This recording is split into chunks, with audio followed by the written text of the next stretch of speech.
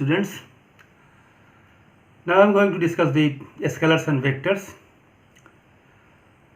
Certain physical quantity are defined completely by only magnitude, and those quantities are called scalar. And certain quantities which are defined by both direction and magnitude are called vector. But this definition is not the complete definition, and by the definition we cannot identify a physical quantity, either it is a scalar or a vector. As for example, the direction, suppose there is an electrical circuit and it is a resistance, and direction of electric current is given in a wire by an arrow. एक direction दिखाया गया है arrow के द्वारा, तो यहाँ electric current की direction है, तो क्या इलेक्ट्रिक करंट वेक्टर होंगे? नहीं। तो केवल मैग्नीट्यूड और डायरेक्शन होना वेक्टर होने के लिए कंप्लीट इंफॉर्मेशन नहीं है। यानी अगर उसमें मैग्नीट्यूड और डायरेक्शन है and are combined by the special rule of addition, then those quantities are called vector. Again I am repeating, those physical quantities which have both magnitude and direction as well as are combined by the special rule are called vectors. Electric current has direction as well as magnitude, but the electric currents are combined by the simple algebraic rule. Suppose at this point the electric current is the 2 ampere and the another branch is the 1 ampere, the remaining current is 1 ampere. तो क्या है, हम यहाँ 2 यानी कि हम इस point पे क्या हुआ, 2 इनकमिंग करंट है एंड आउटगोइंग करंट है -1 and -1, this is the current at this point is 0. तो इसे हम ऐड कर सकते हैं सिंपल रूल से, क्योंकि अरिथमेटिक में या अलजेब्राइक में हमें दो चीज ऐड करना सिखाया गया है. 5 + 2, ये क्या है, +5 और +2 को ऐड किया करना सिखाया गया है. यानी क्या है, नंबर लाइन में ये 1 2 3 4 ये 5 है, और इसके बाद इसी नंबर लाइन में हमने 6 और 7 दो और ऐड किया 1, और ये हो गया 7. अगर इसी को हम कहते हैं कि नहीं, हमें चाहिए 5 + -2, यानी -2 इज अपोजिट ऑफ दिस 2. यानी इसमें हम क्या करेंगे कि हमारे पास 5 है, इसमें 2 माइनस करना है, तो अपोजिट डायरेक्शन में चलेंगे 1 और 2, तो हमारे पास बच गया 1 2 और 3. तो यहाँ भी डायरेक्शन 2 का एक तरह से कह सकते हैं, लेकिन इसे हम सिंपल अलजेब्राइक रूल से ऐड करते हैं, जो एडिशन बचपन से हम जानते हैं. So the electric current having direction, but it is not a vector quantity, it is a scalar quantity. But look at this example.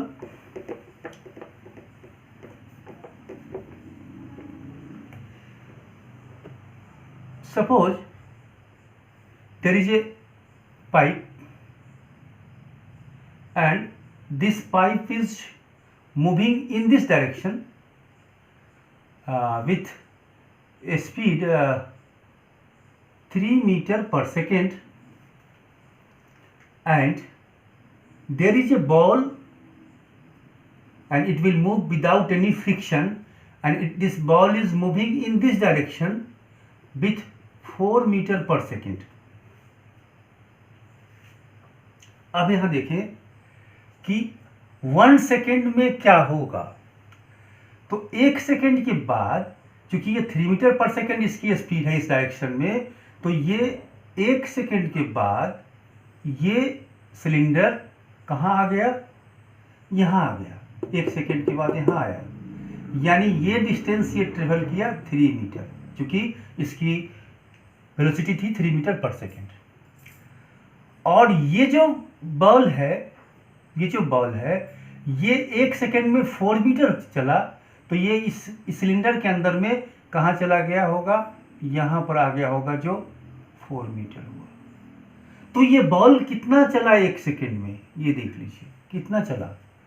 ये चूंकि अब यहाँ देख लीजिए, ये है 3 और ये डिस्टेंस है 4, तो ये डिस्टेंस कितना होगा, by the Pythagoras this is the 3 square plus 4 square और it is equal to 9 plus 16 under root, यानी ये 25 और 25 ये 5।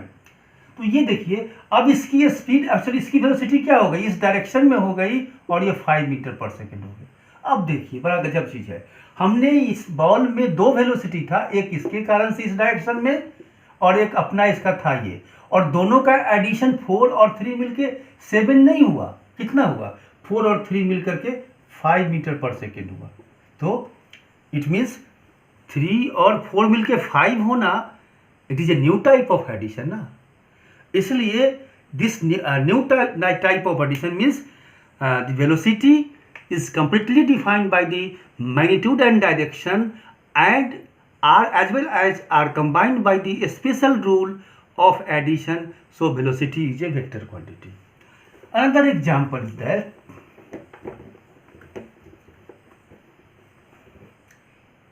एक व्यक्ति यहां से स्टार्ट करता है जर्नी और ये 3 मीटर चला और 90 डिग्री से मुड़ करके ये 4 मीटर चला।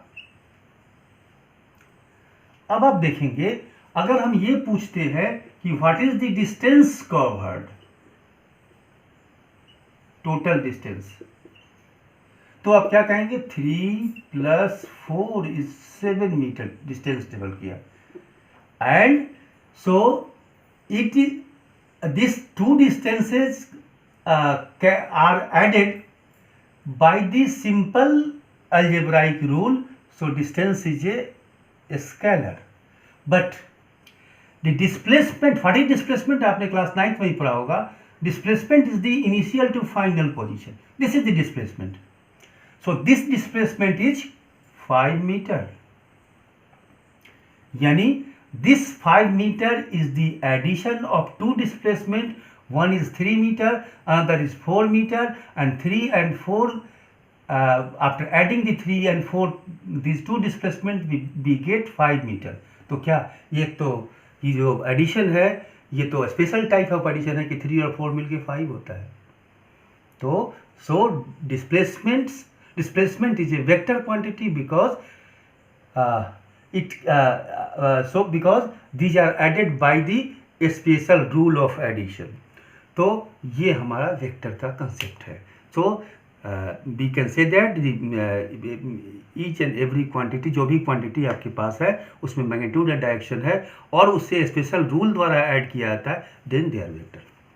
अब हम लोग वेक्टर को लिखेंगे कैसे, तो वेक्टर की लिखने की तरीका होगी ज्योमेट्रिकली, हम एक एरो लाइन द्वारा लिखेंगे। जैसे हम अगर कहते हैं कि ए फोर्स एक वेक्टर है, तो force of 5 newton towards east, अगर हम ये करते हैं।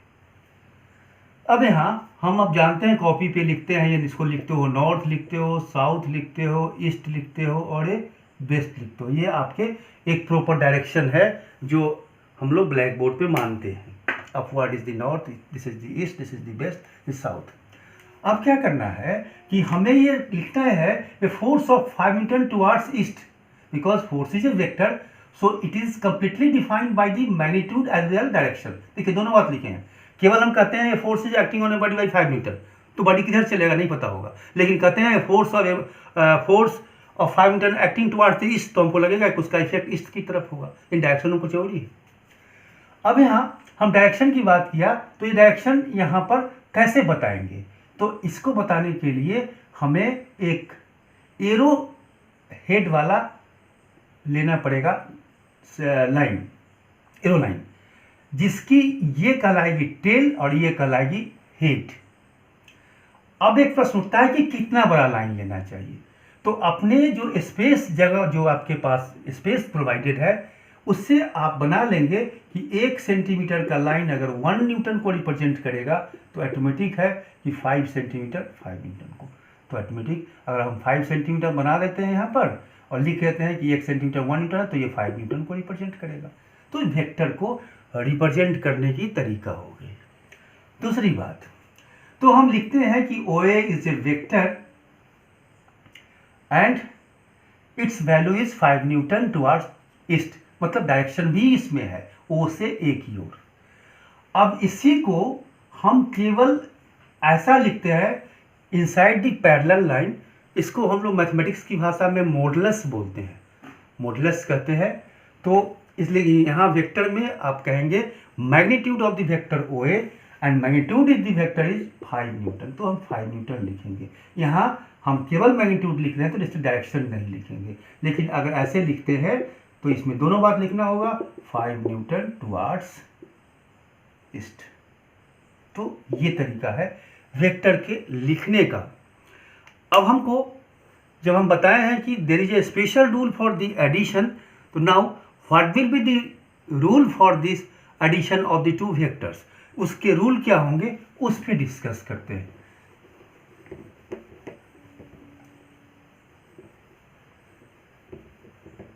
First is the triangle rule.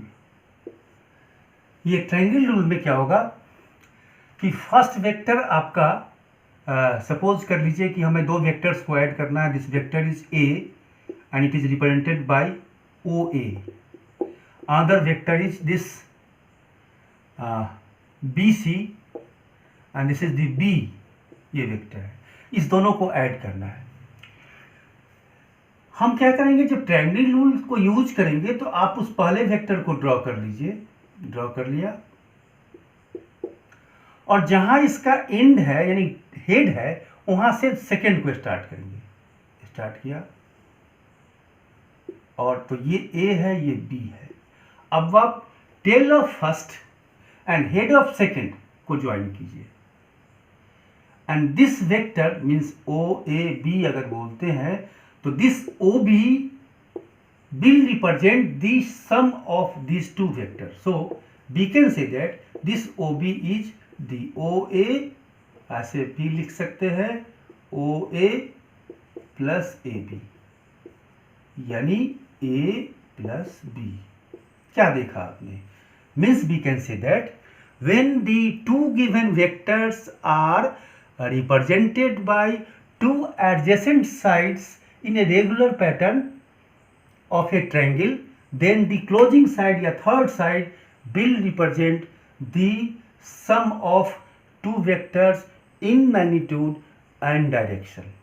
फिर से देख लीजिए, हमारे पास अगर दो गिवन वेक्टर्स को एक के बाद एक को लिखते हैं और उससे आपके ट्रायंगल के दो साइड मिलते हैं, तो क्लोजिंग साइड जो थर्ड साइड होगा, जो स्टार्ट होता है फर्स्ट के टेल से और लास्ट सेकेंड के हेड की ओर, वो उस दोनों वेक्टर के सम को रिप्रेजेंट करेगा और उसकी जो मैग्नीट्यूड होगी वो इसके लेंथ के बराबर होगी, OB साइड के लेंथ के बराबर, और जो डायरेक्शन है वो इसके सम का डायरेक्शन होगा। तो जैसे वहाँ हमने इसको किया था अपने पिछले एग्जाम्पल में जो मैंने किया था, याद होगा, जो सिलेंडर वाला केस में वही था, ट्रायंगल रूल था ये। तो एक ट्रायंगल रूल के द्वारा आप ऐड कर सकते हैं। दूसरे इसमें हम लोग यूज करते हैं, हालांकि दोनों एक ही है, आप देखेंगे एक कैसे है।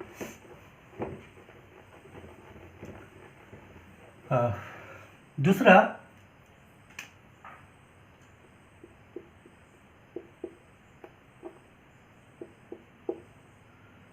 पैरेललोग्राम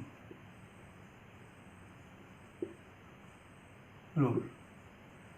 दूसरा क्या है कि अगर एक वेक्टर हमारे पास सपोज कर लीजिए, जब लिखा था मैंने A है और दूसरा हमारे पास अगर B है और इस दोनों को ऐड करना है, तो ऐड करने के लिए क्या करेंगे हम लोग, इस फर्स्ट वेक्टर को लिखा, A को लिखा, और जहां से स्टार्ट हुआ वहीं से हम दूसरे को करेंगे, फर्क इतना ही है।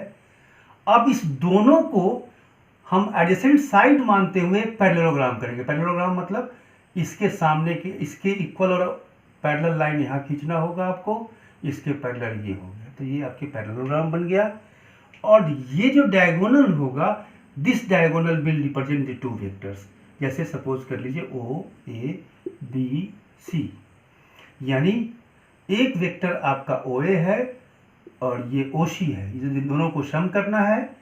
Both vectors are the two vectors are represented by two adjacent side of a parallelogram. Then the diagonal starting from the common tail of the two vectors will represent the sum of two vectors. यानी अगर ये दो vector से हम एक parallelogram बनाते हैं तो उसके जो कॉमन टेल से स्टार्ट होने वाले डायगोनल होंगे, ये diagonal that will represent the sum of these two vectors. तो ये हमें सम को रिप्रेजेंट करेगा। बहुत आसान सी बात है, ट्रायंगल रूल ही है ये, इसलिए ट्रायंगल रूल है क्योंकि ये और ये इक्वल होता है पैरेललोग्राम में, तो इक्वल भी है और पैरेलल है यानी डायरेक्शन भी सेम है। तो ये वेक्टर ए है, ये बी है, तो ऑटोमेटिक ट्रायंगल रूल से ए प्लस बी होगा, इसलिए ट्रायंगल रूल ऑलरेडी यहाँ इन्वॉल्व है। सो it is not a new rule, actually दोनों लगभग एक ही है। हमको ज़रूरत जैसा पड़ेगा कि यहाँ से एंड से स्टार्ट करना है तो वहाँ हम ट्रायंगल करेंगे, दोनों का कॉमन टेल से स्टार्ट करना है तो पैरेललोग्राम करेंगे। अब हम एक रूल हम डिराइव कर सकते हैं हालांकि, लेकिन हम उस डेरिवेशन पे नहीं जा रहे हैं अभी। अगर इस दोनों के बीच का एंगल अगर थीटा है तो ये जो a प्लस बी यानी कि ओ बी वेक्टर जो मिलेगा हमको, ये सम जो मिलेगा, ये सम मीन्स a प्लस बी जो हमें मिलेगा, उसकी जो मैग्नीट्यूड कैसे निकालेंगे, तो उसके लिए जो हमारे रेडीमेड फार्मूला होंगे वह होगा इसकी मैग्नीट्यूड का स्क्वायर प्लस इस वेक्टर का जो गिवन सेकेंड वेक्टर है उसकी मैग्नीट्यूड का स्क्वायर प्लस 2a का मैग्नीट्यूड और b के मैग्नीट्यूड और बीच के एंगल की कोसाइन वैल्यू, ये कोसाइन।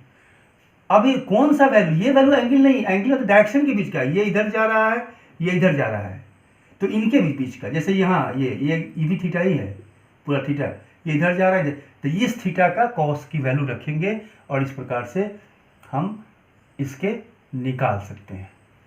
अब ये किस डायरेक्शन में होगा इसको निकालने के लिए, ये अल्फा है तो कितने डायरेक्शन में होगा, तो उसके निकालने के लिए tan alpha is equal to b sine theta divided by a plus b cos theta, तो ये हमारा सेकंड होगा।